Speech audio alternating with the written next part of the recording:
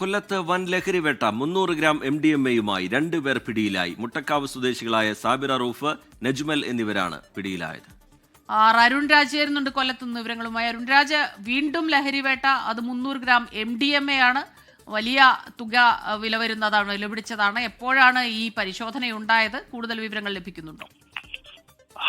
റീജിത്ത്, സ്മിത, ഇന്ന് പുലർച്ചെ 3:30യോടെയാണ് കൊല്ലം city dance ഓഫും Chathannoor dance ഓഫും ചേർന്ന് സംയുക്തമായ പരിശോധന നടത്തിയത്. ഇതിലാണ് 300 ഗ്രാം MDMA 2 പേർ പിടിയിലായിട്ടുള്ളത്. മുട്ടയ്ക്കാവ് സ്വദേശിയായ സാബിർ മൻസിലെ സാബിർ റൂഫ് ഏലിയാസ് തങ്ങൾ, അതുപോലെ തന്നെ നജ്മൽ മൻസിലെ നജ്മൽ എന്നിവരെയാണ് പിടികൂടിയിട്ടുള്ളത്. മൈലാപ്പൂർ തൈക്കാവ് ജംഗ്ഷനിൽ നിന്നാണ് ഇരുവരെയും പിടികൂടിയത്. കൊല്ലം ജില്ലയിൽ നടന്ന ഏറ്റവും വലിയ ലഹരി വേട്ടയാണിത്. ബാംഗ്ലൂരിൽ നിന്ന് കാർ മാർഗം കൊട്ടിയത്തേക്ക് കൊണ്ടുവരുന്നതിനിടയിലാണ് ലഹരി പിടികൂടിയത്.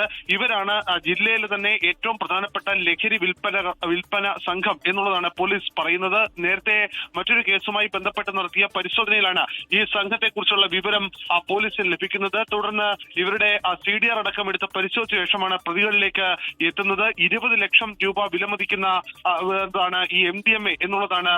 ഈ ശരീരത്തിൽ ഒളിപ്പിച്ച നിലയിലായിരുന്നു MDMA എന്നുള്ളതാണ് പോലീസ് പറയുന്നത്. ഈ ഡാൻസ് ഓഫ് ഏറെ നാളായി ഈ പ്രതികളെ ലക്ഷ്യമിട്ട് നിരീക്ഷണം നടത്തുകയായിരുന്നു. ഇതിൽ ഏറ്റവും പ്രധാനം ഈ ഒരു പിടിയിലായ ഒരാൾ ഈ വൈദികനാണ്, പള്ളിയിലെ ഉസ്താദാണ് എന്നുള്ളതാണ്. ഇയാളുമായി നേരത്തെ തന്നെ വലിയ രീതിയിൽ പോലീസിന് ചില സംശയങ്ങൾ ഉണ്ടായിരുന്നു. ഇയാളുടെ ശരീരത്തിൽ ഒളിപ്പിച്ച നിലയിലാണ് MDMA കണ്ടെത്തിയത്. 20 ലക്ഷം രൂപ വിപണിയിൽ വില വരുന്നതാണ് MDMA എന്നുള്ളതാണ് പോലീസ് ഇപ്പോൾ പറയുന്നത്. ചാത്തന്നൂർ ACP അടക്കമുള്ള സംഘം ഇതുമായി ബന്ധപ്പെട്ട പരിശോധന പൂർത്തിയാക്കി ഇപ്പോൾ മടങ്ങിയിട്ടുണ്ട്. അരുൺരാജാണ് വിവരങ്ങൾ നൽകുന്നത്. ഈ വാർത്തയുമായി ബന്ധപ്പെട്ട് പോലീസിന്റെ പ്രതികരണം കൂടി ഇപ്പോൾ ലഭ്യമാവുന്നു. അതിലേക്ക് കേരള പോലീസ്